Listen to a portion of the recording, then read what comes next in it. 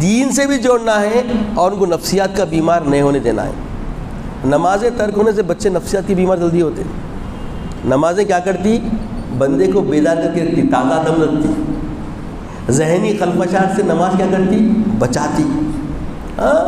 نماز ہر برائی سے بچاتی انسان کو۔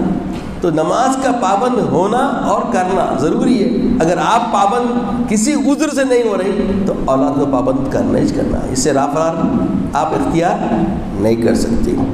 حبیب پاک علیہ الصلوۃ والسلام فرماتے ہیں کلکم رائی کلکم مسئول عن رعیتہ۔ یہ دو آیتیں ہو گئی، ابھی حدیث پاک۔ کلکم رائی کلکم مسئول عن رعیتہ، تم ایک دوسرے کے نگران کار ہو، تم میں سے ہر شخص نگہبان ایک دوسرے کا۔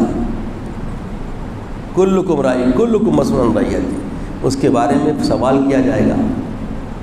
مطلب باپ اولاد کا نگہبان ہے، بیوی شوہر کی نگہبان ہے، شوہر بیوی کا نگہبان ہے، اولاد ماں باپ کی نگہبان ہے، کوئی حصے بچے ہوئے نہیں ہے۔ غفلت کس سے بھی ہو سکتی، اگر والد سے خطا ہو رہی ہے، ادب کے دائرے میں رہتے ہوئے اولاد آگاہ کرنا ہے، بابا جان یہ راستہ صحیح نہیں ہے، شاہد آپ غور کریں، آپ کی تربیت سے ہم کو آنکھ ملی، ہم اس سے دیکھ رہے ہیں کہ اس میں غفلت